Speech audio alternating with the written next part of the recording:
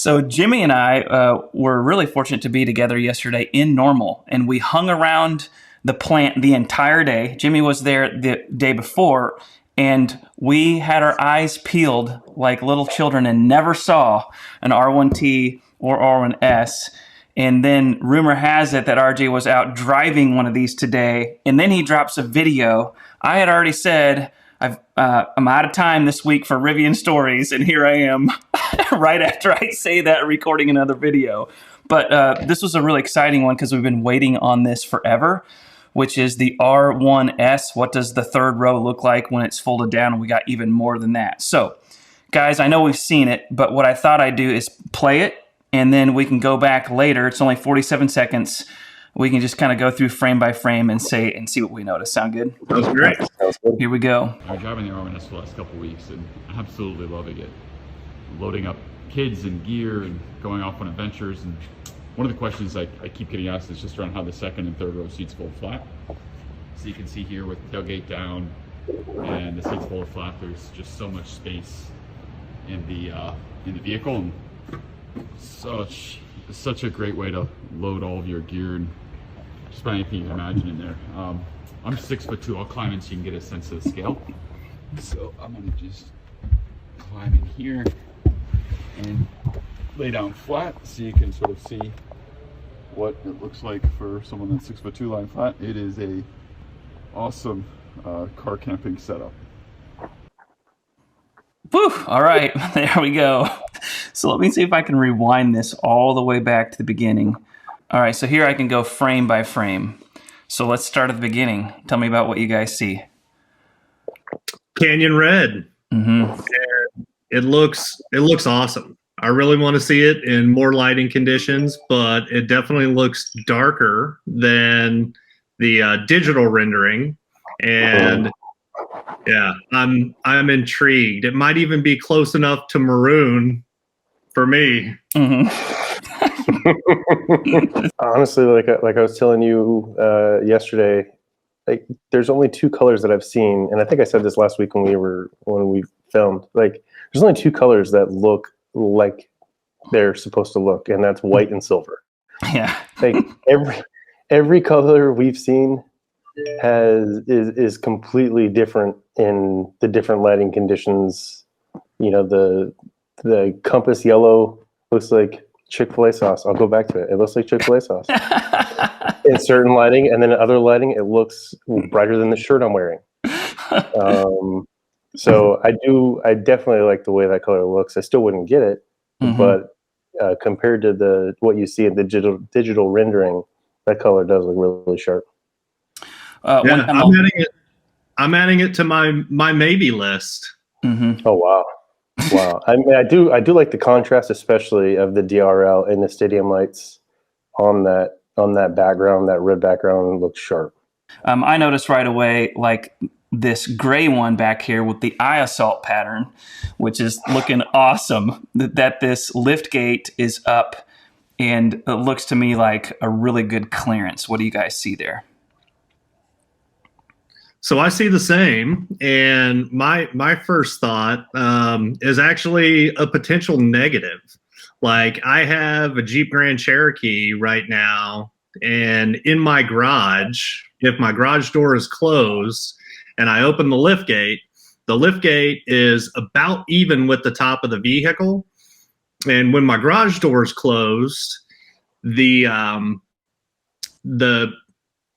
I don't know what you want to call it, but the mechanism is down by the garage door and by the lift gate. And I'm wondering if that might hit my garage door yeah. You're going to have to build a new garage, Skylar. and maybe I will, Kyle. So as so many times is the case with life, like some of the great blessings are curses and vice versa, just depending on where you have it. I'm sure a lot of times we want that. That'll be awesome, loading up stuff outside, but then in the garage. While we're on that, I'm going to skip forward here, and frame by frame, there's one where the shutter speed locks in right there to where we can see these hinges like pretty much disappearing into like the frame for better, like the structure outside. So that's new. We knew that we had this panel go to the outside from past conversations, but this looks like, to me, I don't know much about all the different designs of hinges, but it looks clever to me. What do you guys make of it, what you see right here? Yeah, it looks good. I was curious whether the top of the opening might be larger, and I can't really tell from this picture if it is, but definitely a changed design. I'm curious what drove that change, but I mean, it looks good. And there's definitely still some impeding into the floor area. As you can see, the lower, the tailgate portion where the hinges are and where the cable mechanism is actually kind of out into the cabin area. If you can, and you can tell from another angle when we go around to the other side, you'll be able to see it better.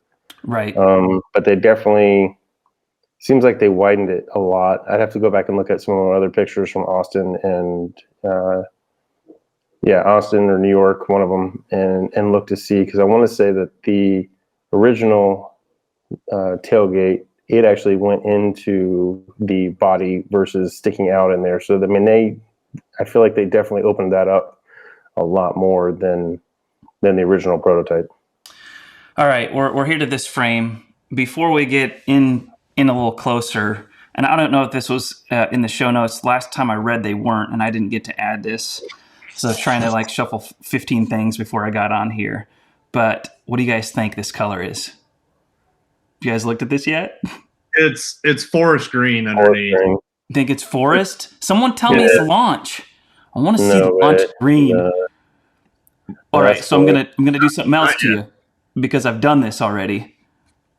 Let's, when he goes around RJ's hand,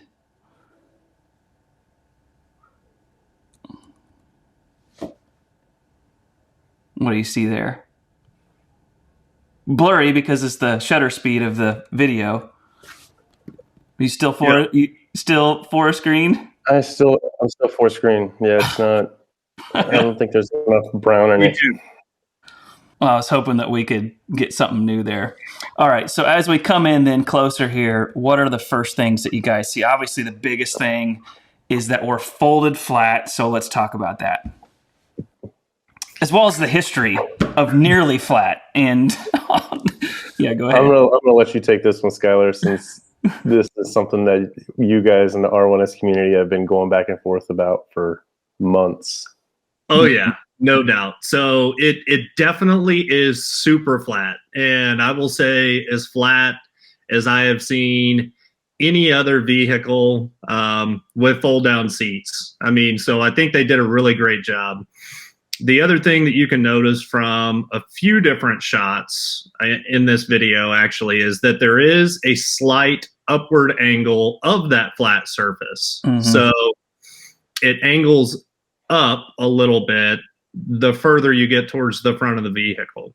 Right there is a good one where you can see there's actually a little ledge beside the main cargo surface that drops off, and you can tell it's at a bit of an incline there as well. And you can also get a reference point off of the rear door on the driver's side. I think maybe a few frames back, Kyle, and you can see how it's angled up slightly there as well. Yep, right there, yeah. So, but really, I guess that's the 3 degrees that, we've seen cited by Rivian, but overall, super impressed. Yeah. Yeah, so at first, the early prototypes clearly had a little hump to get over when they folded flat, probably 2 or 3 inches worth of hump.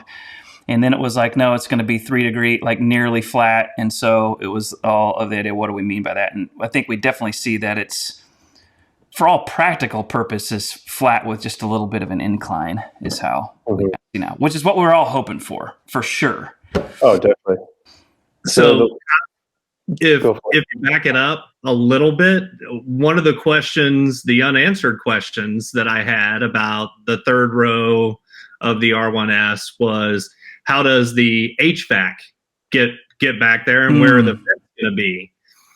And if you back it up a little further, you just catch a glimpse, like in that shot, and then forward, you can see the vents there on the C pillars, the black vents with the silver adjustment. Yep. What do we make of all these little receptors right here? You talking about in the seat backs? Mm-hmm. I think those are all just what do they call them? Latch. Sorry. Yeah. Like I'm safety. the one child person in seat this group latches. without kids, but yeah, child seat latches. Mm-hmm.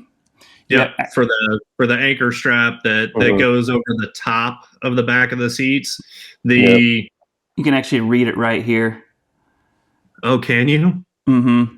And we're all leaning in and craning our necks. Well, because I have this, I stopped it before when I just had it open in QuickTime, but it said like, it's like really small. It's like top tether, I think is what it says. Yeah. Gotcha. There we go, right there. And while we're here, that definitely doesn't look like a 60-40 split bench. That looks like that. There's latches on both sides of that middle. That middle seat. Right. And there's actually another couple of things that I'm curious about their purpose. The first thing is that middle handle up at the top of the seat. And it looks like some kind of mechanism, not sure what it's for, what it does. But the other thing that just seemed really odd to me is, what is that thing on the left-hand side of that seat? Yeah, I have no clue what that would be. I wonder if it's similar to the Honda Odyssey. I think they have a similar jump seat style middle seat on their row that you can swivel out and then unlock and completely remove if you want to. I don't know if you guys are familiar with that van or not. I'm not. With the Odyssey, I'm not. What else are you guys seeing here? You want me to stop here and show anything? Yeah, right there. I think the big one that I noticed right out of the gate was, especially after looking at the SUV after all this time and seeing the small little storage area behind the third row. That is a massive increase in size compared to what was there. And I'll have to send you over some of my pictures, and maybe you've got some pictures that you can add in. But that area in the back, you probably could have put a toe strap and some gloves and some thinner items that you could pack away nice and neat, and maybe 3 to 4 inches of storage space by a foot, and then maybe it might have been like 3 feet wide, but it was a lot smaller than what we're seeing in this pictures now in this video. Yeah, right. And I like that they opened that up as opposed to have those vertically walled storage bins. Yeah, definitely. All right, lots of stuff here. Someone take those away. Yeah, so the first thing that I see is a panel that I believe is probably the air compressor and power outlet access. And then below that, there's actually some venting there that is not present on the other side of the R1S. So I'm not sure if that is for air compressor intake, or maybe if the subwoofer's back there. We still don't know the location of the sub in the R1S. And then the mystery door down below that actually appears to be somewhat open in this picture, and no idea what's behind the door. Yep. I actually think they're flip-flop. I think that's the air compressor down low, and maybe the air compressor and power. I'm not sure about the door up top, but if you look to the left of that upper door, you can see what looks like 2 buttons up and down. I'm curious if those might be the seat the ability to lower the seat and raise the seat. If you look carefully, like I said, just to that to the right of that shadow, where the body moves out, you can see those there. Oh, see, so I just took those indentations as possible locations for the power plugs and just a visual indicator. But yeah, could very well be. Yeah, because I mean, in the prototype, they were always those. The third row was always power. At least they always showed it as power adjustable or power close, power open, however you want to describe raising and lowering the seats. And then, as you noted, Skylar, you've got the grocery cover. I don't know what you call those things. To hide all your belongings underneath little retractable. The cargo, the insets for a cargo cover, which I'm really excited about because I didn't see an allocation for that in any of the prototypes, and the fact that there is a position both behind the second row and a position for it behind the third row, I think is pretty cool. Definitely. Because I use my cargo cover all the time to keep things either in the shade or out of sight in my current SUV. Here we definitely see what we talked about last Friday night, maybe, which is the door compartment that has a mesh container there. On all the prototypes earlier, we saw that same theme of this one back here with like the buckle and like a little highlighter strap, and then that other material there. And going back to like when we first saw this, which was brought up honestly from a picture on Meridian's website, and then we go back and start backtracking to the long weekend and seeing that it's there. And I know that I sent you guys a video where I was raising the exposure of the shadows and trying to see if maybe just the mesh was only in the rear, but from what we could tell, it's on the front doors and the rear side doors. I would still love the first theme of the buckle and all that kind of stuff, even down there on the door, because it just seems more finalized and just like a better fit and finish to me, especially for an $80,000 vehicle, rather than mesh. But I will say that it disappears there more when I see it all together. And so I still hope that maybe we'll get something besides the mesh, but if not, I'm less disappointed than I was on Friday night. And then one thing that I had said to you guys on last Friday was I'm pleasantly surprised at how much storage there is in that compartment, and then therefore in that front compartment too. Like it's got some pretty good depth to it into the door panel, so that'll be super useful. You guys want to comment on any of that? Sure. I mean, I agree with you. I mean, from a distance, the mesh definitely does kind of disappear and blend in. And I'm also with you in that I hope it disappears completely and we get the old style back. Valid. Yep. Agree. Yeah, I think I would agree too. I mean, like I told you, Skylar, on when we chatted Monday night, like I had those door pockets in my 88 Oldsmobile Cutlass Supreme, and it was great in 1988. In 1989, they were not great. Like nothing could be held in those pockets anymore. Mm-hmm. Well, I'm always trying to look on the bright side, and I told you guys if one ever breaks, I could just replace it with one of my swim trunk liners, which is the mesh there. So that's an advantage. And we know those don't hold anything in. I mean, come on. Right. So this fold down here, we know we have storage under here. So that's cool. And that I would imagine it would have to do that if, that storage is going to be there. So anything there about that design? Just kind of folding, pancaking over on itself? Yeah, so that's one thing that I noticed. I was curious whether the seat bottom was going to flip forward and then the seat back was going to fold down lower. But, as we can see, the seat back just folds on top of the seat bottom. Mm-hmm. Mhm. And the other thing in that shot that we're on right there, Kyle, is that handle and lever that we can see right there on the outboard side of the seat.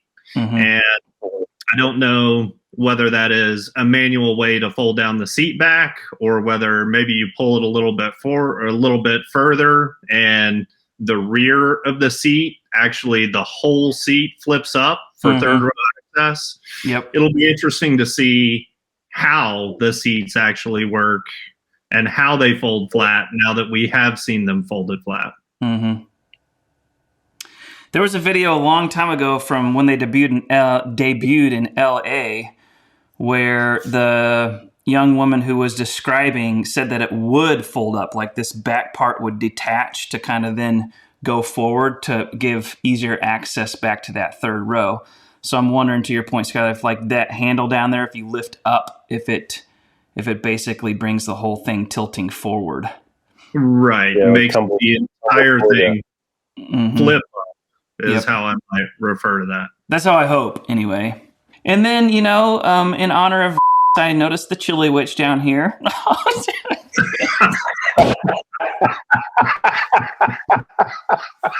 Oh my God. Oh. Do I need to edit that out? No, leave it. So we need to fill the viewing audience in on some of the treatment that we get from Rivian. We reach out to Rivian people, and they never get back to us. They treat us like dirt. So we coined a term and made a Rivian material, now a verb, and we consider it being chili witched. All right, let's see if we see anything as he gets back in here. A+ for effort, RJ. He did even hold his phone or the camera fairly stable when he did it too. I know. I thought that now there's another look for sure at the net material. Yeah. At one point through here, I thought I saw. Hey, Yeah, Kyle, go back back up quick. times. What's that right there on top of the window? This Or is on top of this is a speaker. Yes, it is. Yep. So that's where the extra couple speakers are going to be. Yeah, on my frame by frame earlier when I saw this and I looked, I was like, yes, that is definitely a speaker. And wait a second. So that's the passenger side of the vehicle. Is that yet another R1S out the window there? Yes. Good catch. Sure is. 411. Awesome. I think so. Anyway, that's not the. Oh yeah, because you can see the compass right there on the on the color. Yep. There, it slows down a little bit. Got that. More another red and white one. Or and you know what? Subwoofer. There's the subwoofer Right here. Yep. No doubt. That's it. So back passenger side subwoofer, back driver side air compressor, electric, all that. And then what's that? Would that be a subwoofer intake maybe? That little opening above it? That was on the other side too. That's for the cargo cover. That's where the cargo cover goes. I'm not talking about on the D pillar. I'm talking about just above the sub. Yeah. That's where the cargo cover, the side of the cargo cover goes in to lock in. And you can see back at the far back, that's where the cover actually latches into the rear. You can see that on both sides. And so, Kyle, actually, if you back it up even a little bit more, not quite that far, but there's back just a touch. So what I was saying about the cargo cover having positions behind the second row seat or the third row seat, there's the other one. Oh, there it is. Okay. I got you. So that's where the front, the leading edge would be.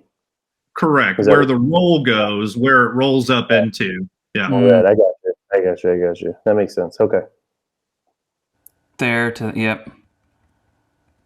And I'm assuming that's a seatbelt catch on the back up right there. That would be the seatbelt catch where you would stow the seatbelt to get it out of the way, possibly. I think that bottom bracket probably holds the seatbelt in place, and the seat comes up around it. Gotcha. Or over that little plastic piece.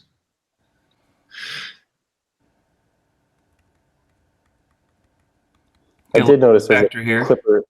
Yeah, as you stop right there, there's a Clipper Creek level 2 EVSE on that back wall.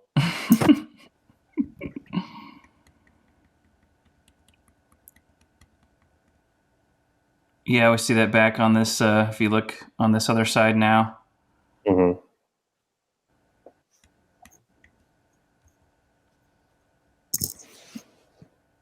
Boots and jeans. Definitely looking up now. You get that sky panel. That's awesome. Yeah, you can see the tinting there as well. Mm-hmm. Guys, see that little latch above the seatbelt there? Little something Up there in the top in the corner. Yeah. Yeah, I did notice that as well. I don't know what that is. I was wondering if it might be either a light or potentially a tweeter. Mm-hmm. Yeah, it's ridiculous how much light that roof cuts. Yeah, cuts the amount of light that, I mean, because that shop is not. It's definitely a bright shop, and for the amount of light that it cuts out is pretty awesome. Yeah, and looking directly up into a very bright, very white shop light. Mm-hmm. That's a good point. Mm-hmm. You probably wouldn't want to look at that thing with the naked eye. Yeah, I feel like that's a seatbelt catch right there. That horizontal. Oh, that horizontal yes. Little lip. That's where you would. God! Just now to kind of pin it out of the way. Yeah, so you get the seatbelt out of the way. That way, when you roll the cover back, it's the seatbelt out of the way. Yep. Yes. That's exactly what it is. I got you now. Good eye. That's what it's going. You can definitely see it a lot better in this picture. Mm-hmm. Yep. So you put the seatbelt over there behind that. Right. Yeah, that slot. Yep.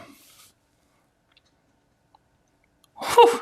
So, I mean, I guess the only other question here, Jimmy, is are you switching to the SUV now that you can lay down in it and get? No. Okay. No. Sorry. All right. He's just going to have to use the truck bed instead. Yep. We still have like 89 to 120 more days before first deliveries, and who knows? Yeah. I think we'll end it with that because I got to go to a practice. If we've got anything in 46 minutes, then I'm going to have to boogie out of here. But we are, at least one topic that we have coming up soon is just to kind of talk about the non-negotiable things that we must hear about before we take delivery. And we know that there's a list of 30 things, but to shorten that list into the non-negotiables, like we must hear about this or else we just don't have confidence in delivery. So that'll be coming to y'all. Other than that, y'all, thanks for coming on here for a little blitz of RJ's video. A little audible is the word I was looking for. And we'll try and get this out there soon. And thanks to the folks on YouTube who are watching this, and leave a comment below if you see anything that we missed. If you have any other insights, because we know that we're just three average Joes, which is the way it's supposed to be. Hey, folks, thanks for watching. If you get a chance, please check us out at rivianstories.com. And every like, subscribe, and share helps. Thanks again.